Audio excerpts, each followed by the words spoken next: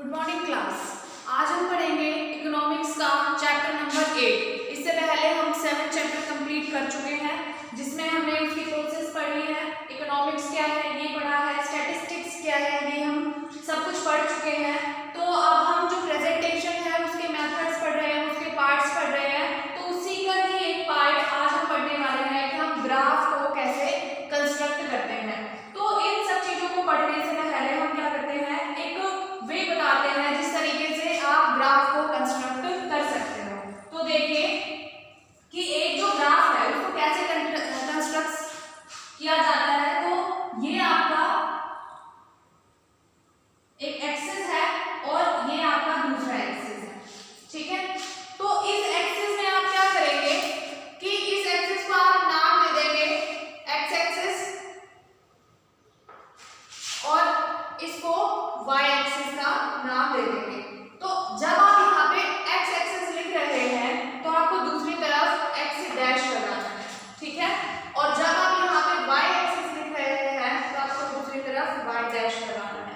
और जहां पर ये पॉइंट मीट करते हैं, इंटरसेक्ट करते हैं, वो आपका पॉइंट ऑफ ओरिजिन हो गया, जिसको आप ओ नाम से रिप्रेजेंट करेंगे, ठीक है। तो जो एक्स एक्सिस है, अब जो ये इंटरसेक्टिंग पॉइंट है, ये इसको क्या करता है कि एक्स एक्सिस और वाई एक्सिस को 4 भागों में बांट देता है और हर एक पार्ट को क्या कहा जाता है, क्वाड्रेंट का नाम दिया जाता है। तो ये आपका फर्स्ट क्वाड्रेंट हुआ, ये आपका सेकंड क्वाड्रेंट हुआ, ये आपका third quadrant and this one is fourth quadrant. तो ये आपके 4 क्वाड्रेंट आ गए, ठीक है। जो एक्स एक्सिस है आप उसको किस नाम से जानते हो, एब्सिसा के नाम से जानते हो, एब्सिसा। तो एब्सिसा अगर आपसे पूछा जाए कि व्हाट इज एब्सिसा या what do you mean by abscissa, तो इसका मतलब है कि जो एक्स एक्सिस है उसको आप एब्सिसा कहते हो। मतलब ये पूरा ही एक्स एक्सिस जो हॉरिजॉन्टल लाइन है उसको आप एब्सिसा कहते हो। और दूसरे उसमें देखें तो जो वर्टिकल लाइन है उसको क्या कहा जाएगा, ऑर्डिनेट कहा जाएगा। क्या कहा जाएगा, ऑर्डिनेट कहा जाएगा जो ये लाइन है, ठीक है। तो अब इसमें देखिए जो फर्स्ट क्वाड्रेंट है और जो सेकंड है, थर्ड, फोर्थ, इसमें हम देखते हैं कि किस तरीके की वैल्यूज आती हैं। तो जब भी हम कोई ग्राफ ड्रॉ करते हैं, कंस्ट्रक्ट करते हैं, तो आपके जो राइट साइड में है या ऊपर की साइड जो वैल्यूज आएंगी वो हमेशा पॉजिटिव ही आएंगी। जैसे कि हम यहाँ पे कंस्ट्रक्ट करते हैं 1 2 3 4 5। अगर हमने लेफ्ट साइड लेना है तो उसमें माइनस की वैल्यूज चलेंगी, -1 -2 -3 -4 एंड -5, ठीक है। और जब हम y एक्सिस पे आते हैं तो इसी तरीके से हमें कंस्ट्रक्ट करना है, ठीक है। जब हम ऊपर की तरफ वैल्यूज अपॉइंट करेंगे तो पॉजिटिव होगी 1 2 3 4 एंड 5। अब हम नीचे की तरफ करते हैं तो -1 -2 -3 -4 एंड -5। इस तरीके के हमारे पास कुछ डायग्राम आ गया है, ठीक है।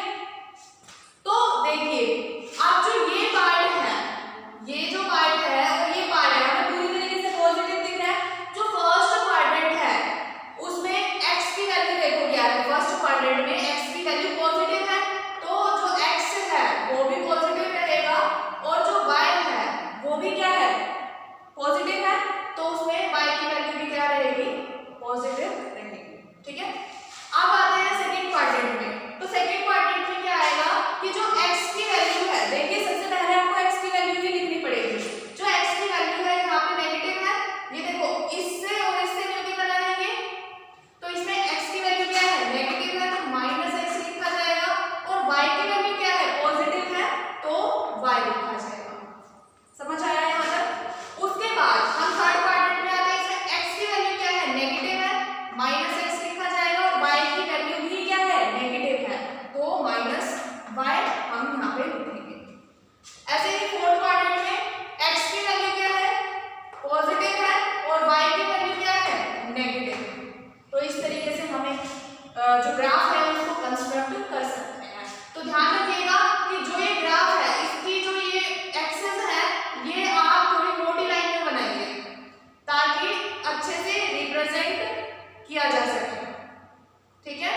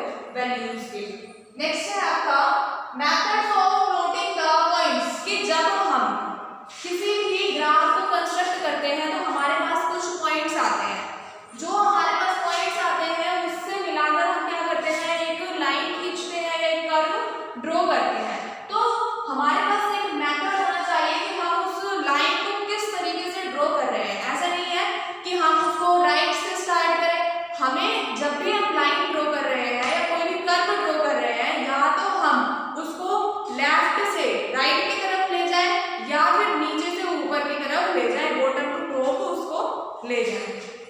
नेक्स्ट है आपका लाइन्स ऑफ डिफरेंट टाइप्स, कि जब आप कोई भी ग्राफ बनाते हो, कोई भी डायग्राम बनाते हो, तो उसमें क्या है कि अलग अलग तरीके की लाइंस का आप यूज कर सकते हो। मान लिया आप एक से ज्यादा डेटा को प्रेजेंट कर रहे हैं, ठीक है, तो जो डेटा आप प्रेजेंट कर रहे हैं उसमें क्या है, एक डेटा को आपने प्रेजेंट किया, आपने एक स्ट्रेट लाइन बना दी, दूसरे डेटा को प्रेजेंट किया, अगर उसमें भी आप वही स्ट्रेट लाइन बना देंगे तो उसमें डिफरेंस क्या हुआ, नहीं आप पहचान पाओगे उस डिफरेंस को। तो हमें क्या करना चाहिए कि अलग अलग तरीके की लाइन का यूज करना चाहिए। किसी में हम हल्की लाइन का यूज कर सकते हैं, मान लिया हमने ये हल्की लाइन का यूज किया, किसी में आप गहरी लाइन का यूज कर सकते हो, ठीक है, किसी में आप एक कटी हुई लाइन का यूज कर सकते हो, किसी में आप डॉटेड लाइन का यूज कर सकते हो, ठीक है। तो इस तरीके से हमें अलग अलग डेटा को रिप्रेजेंट करने के लिए अलग अलग लाइन का यूज करना चाहिए। नेक्स्ट है आपका टेबल ऑफ डेटा। तो ये चीज आप जरूर ध्यान में रखें कि जब भी आप ग्राफ को रिप्रेजेंट कर रहे हो तो साथ में कोई ना कोई टेबल आप जरूर लें, ठीक है। उससे क्या होता है कि वेरीफाई हो जाता है कि जो भी आपने ग्राफ बनाया है वो उस टेबल के अकॉर्डिंग है या नहीं है, या फिर कंपैरिजन करने में आपको इजी रहेगा, समझने में इजी रहेगा कि आप उस डेटा से या आप उस ग्राफ से क्या रिप्रेजेंट करना चाहते हो। नेक्स्ट है आपका use of whole space line.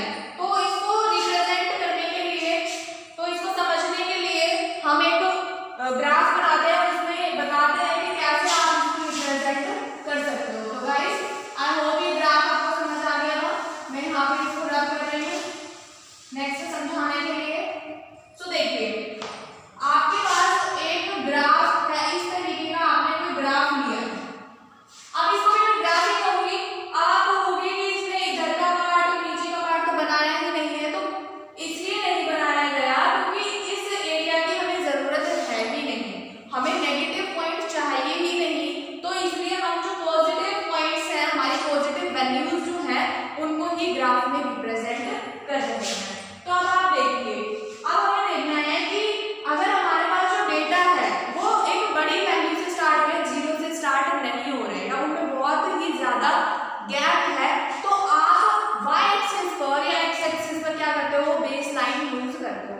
अगर आपकी वो वैल्यू y एक्सिस में है तो फॉल्स बेस लाइन आप यहाँ पे बनाओगे, तो यहाँ आप ये वाला हिस्सा जो है वो कट कर दोगे और इसकी जगह इस तरीके की एक लाइन बना दोगे, ठीक है। तो इसको कहा जाता है फॉल्स बेस लाइन। इसका मतलब ये हुआ कि ये जो लाइन है आप इसको 0 से स्टार्ट ना करके आप आपके पास जितनी भी वैल्यू उससे स्टार्ट कर सकते हो। जैसे कि हमने यहाँ पे 350 से स्टार्ट कर रहे हैं, 350, फिर 400, फिर 450, इस तरीके से। अगर ये फॉल्स बेस लाइन ना बनाई जाती तो बहुत ज्यादा हमारा जो ग्राफ का पेपर है वो वेस्ट चला जाता, ठीक है। अब जो वेस्ट जा रहा है, अब ये नीचे का पार्ट है तो वेस्ट चला जाएगा, फिर जो हमारे पास जो हमें इंफॉर्मेशन देनी है वो हम कहाँ देंगे, नहीं दे सकते, ठीक है। तो इस चीज से बचने के लिए यूज किया गया है फॉल्स बेस लाइन। ये तो y एक्सिस दिखाती है, अगर हमें यही चीज x एक्सिस पे दिखानी है तो हम किस तरीके से कंस्ट्रक्ट कर सकते हैं इसको, इस तरीके से, ठीक है। आप यहाँ पे एक फॉल्स बेस लाइन बना सकते हो इस तरीके से। तो आई होप यहाँ तक समझ आया होगा आपको।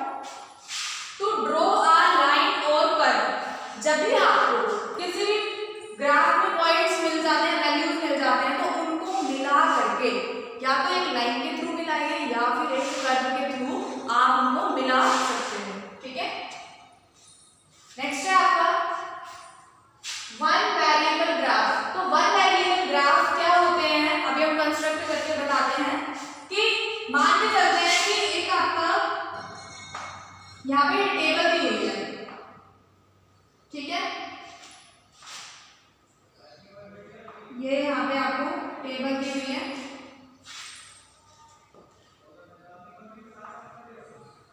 ऐसे पॉइंट लिखे हुए हैं A B C D E, ठीक है। इनकी वैल्यूज दी हुई है, यहाँ पे वैल्यूज हैं, ये इसके नाम है।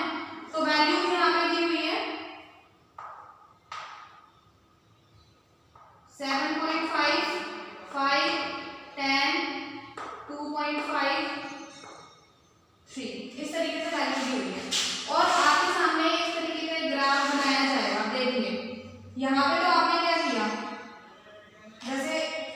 इधर हम एक कॉलम और ले लेते हैं।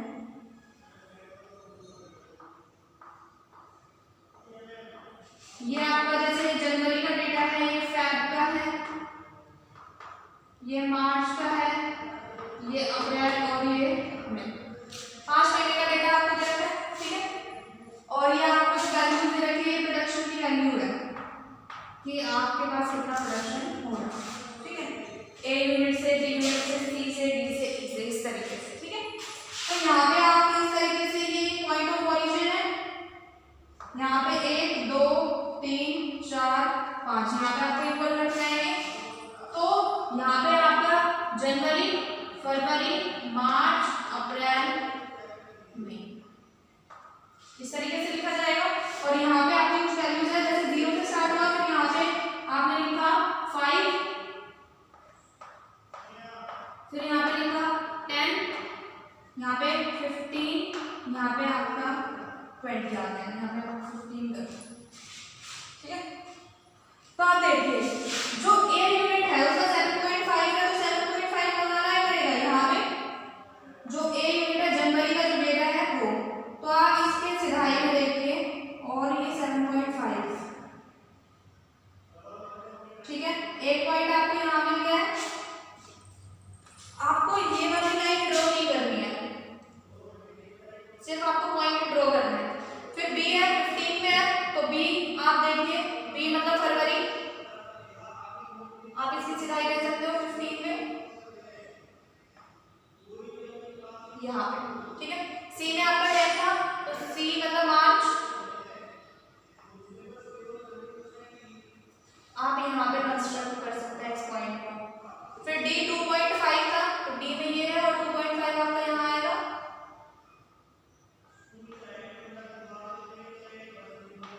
ठीक है। फिर आपका आता है ई पॉइंट, ई3 है, तो ये आपका इधर आ जाएगा ये पॉइंट। अब ये जो लाइंस हैं ये आप मिटा सकते हो, ये मैंने सिर्फ इसकी सिधाई लेने के लिए किया। अब हम क्या करेंगे, इसको मीट करेंगे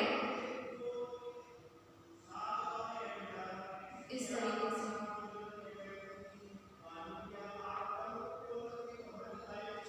इस तरीके से ये आपका एक ग्राफ बन गया है, ठीक है। ये था 1 वेरिएबल ग्राफ। अगर इसी में हमें 2 वेरिएबल बनाना हो, ठीक है, 2 और मोर देन 2 वेरिएबल ग्राफ, तो कैसे करेंगे। अब ये तो सिर्फ प्रोडक्शन थी, अब मान के चलते हैं कि हमें सेल्स भी दे रखी है, ठीक है। यहाँ पे लिखते हैं सेल्स, तो यहाँ पे 5 की सेल हुई, यहाँ पे आपकी 12 की सेल हुई, यहाँ पे आपकी 8 की सेल हुई, यहाँ पे आपकी 1 की सेल हुई और यहाँ पे आपकी 3 की सेल हुई, ठीक है। तो अब इसी में देखिए, ये तो हमने डार्क लाइन से, अब हम क्या करेंगे, डॉटेड लाइन से दिखाएंगे दूसरे वाले, ठीक है, दूसरा जो डेटा है। तो ये आपकी थी प्रोडक्शन की लाइन। अब जो हम लाइन दिखाएंगे वो किसकी दिखाएंगे, सेल्स की। तो 5 पे जनवरी में 5 पे, जनवरी में 5 पे यहाँ पे, तो ये डेटा इधर आ जाएगा। तो इसको आपको ऊपर कंस्ट्रक्ट करना है,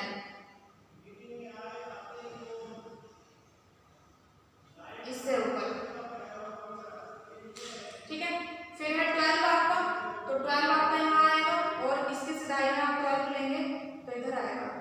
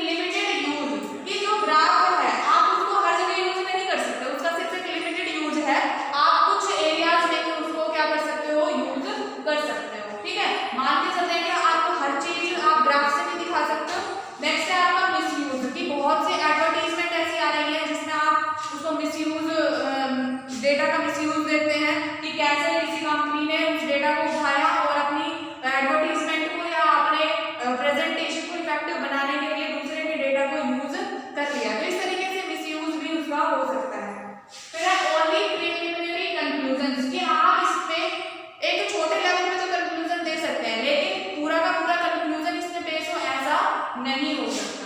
ठीक है, तो इसलिए जो एक डेटा है उसको आप ग्राफ के फॉर्म में दिखा रहे हो, एक ग्राफ को कंस्ट्रक्ट कर रहे हो, तो इसका यही मतलब है कि आप उस प्रेजेंटेशन को इफेक्टिव बनाना चाहते हो, तभी आप उसको ग्राफ में रिप्रेजेंट कर रहे हो। ग्राफ क्या है कि जब हम वर्ड्स में 1000 वर्ड्स की जगह अगर हम एक डायग्राम बना दें तो वो ज्यादा इफेक्टिव माना जाता है। दोनों आप बराबर में ले सकते